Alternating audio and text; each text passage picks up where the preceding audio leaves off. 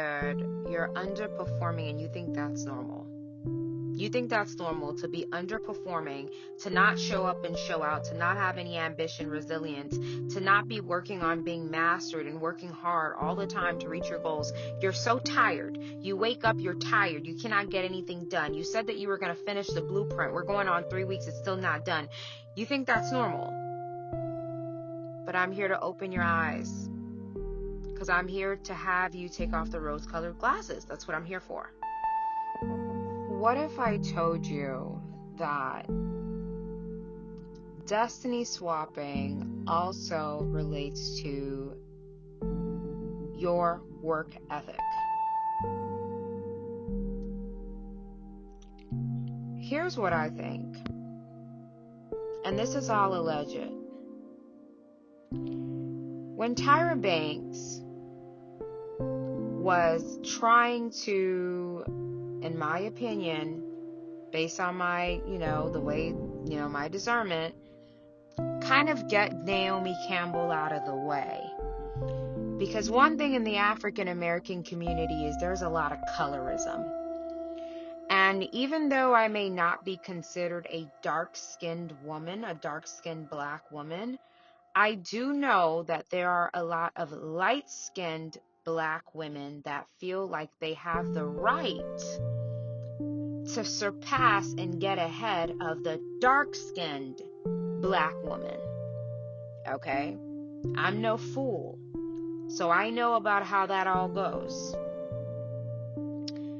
Naomi Campbell needed to have a very aggressive work ethic to not get her position and top modeling swapped, which is what I personally think. Allegedly, that's what I think Tyra Banks wanted to do.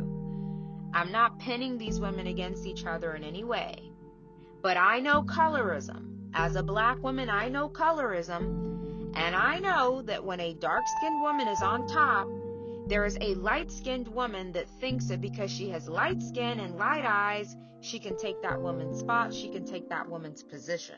That I know for a fact.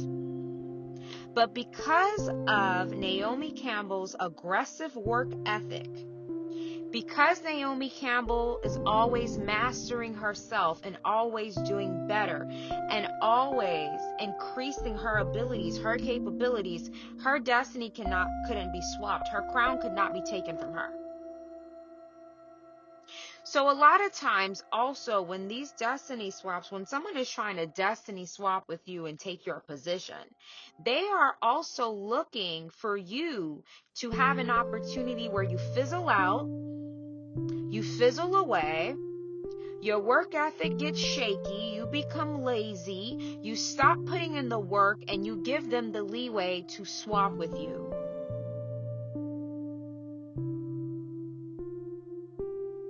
Okay?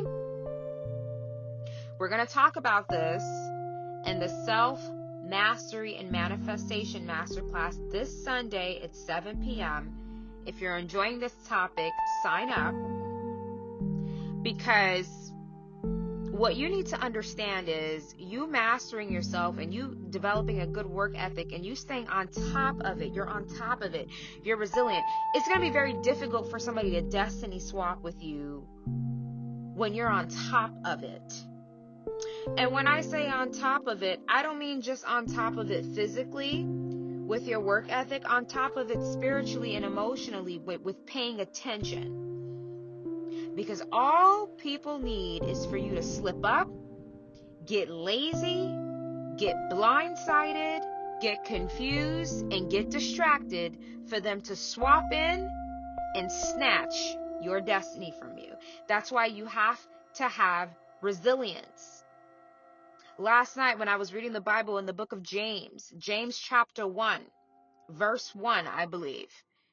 Count it all joy when things get hard. Count it all joy when you experience challenges, because you are building your faith and your resilience.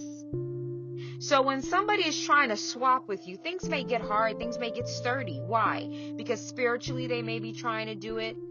They may be trying to throw rocks in your path, smear campaigns. They're doing everything in their power to get you to stop. And when you don't stop, it will backfire. It will backfire on them when you don't stop. I spoke to you guys already about destiny swapping and physical illness. When you get up and you're feeling tired, you had 9 hours of sleep and you get up and you feel like you worked 15 shifts. Yeah, that's not normal. You got a 9 hours of sleep, 8 hours of sleep. You've been eating. You take your vitamins. Why are you so tired? That is not you.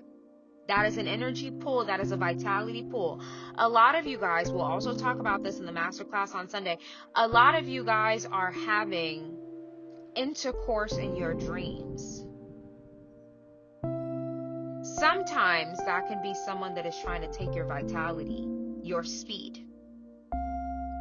That's why when you wake up and you're soaked as a man or a woman, that's a problem. We have a problem there.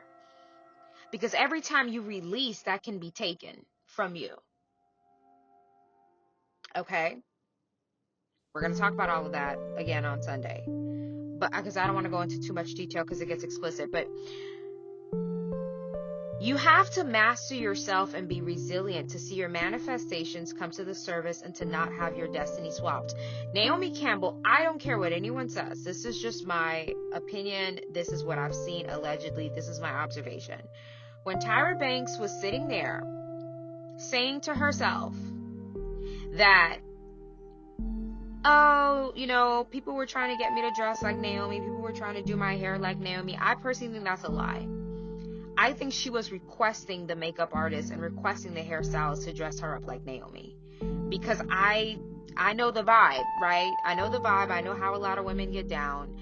I think she was trying to appear as Naomi Campbell in the light-skinned version. Back to colorism. You can do it. I can do it better. Destiny swapping. That's what I said in the last video. You can do that. All right. I can do it better. So let me just get your hairstyle and get your makeup, but I'm a light-skinned woman, so if I put it on myself, I can get you out the way. Come on. Any woman with half a brain and discernment could have heard that and know that was a lie. You were asking to look like Naomi Campbell. That was your desire. You were asking to look like Naomi Campbell. That was your desire because you thought that because you're light-skinned, the baton will get passed to you. They're going to snatch it from a dark-skinned woman and give it to you. That's what you thought was going to happen. But Naomi stood 10 toes down. And yes, they may call her a bitch, but she stood 10 toes down. And that's why till this day, she's still tearing the catwalk to shreds. You have to master yourself and be resilient as well to not get your destiny swapped, because all they need is a moment of weakness, a moment of you giving up on yourself, a moment of you not performing for them to take advantage. So you have to be mastered. You have to have resilience. You have to have good work ethic. You have to stay on top of your spiritual manifestations, your scripture. Because all they need is for you to slip up, to attempt to take your spot. Class, don't forget to be there. We have self-mastery and manifestation. Yes. In order to stop living the life that does not belong to you, you have to put in the work to live the life that does belong to you. In this class, we're going to talk about mastering yourself, of course, mastering your characteristics, changing your mind, and doing what you need to do to manifest your 4D into your 3D. If you don't know the difference between 4D and 3D, Google it. But we're also going to talk about how to get your manifestations right here, right now to this dimension so you can move your life forward. Also, divestor pathway. Come on. Which one of you guys are ready to leave the past behind, leave your old group of friends behind, leave your toxic family behind, and do what's necessary to create the life that you desire? Divesting can be scary for people because you're basically starting everything by yourself and you're leaving everybody behind. So you're going to go through life by yourself, at least for the start of it, but it's okay. This class is going to give you the tools and really the resources on how to navigate starting an entire brand new life away from your toxic family and environment. Don't forget to sign up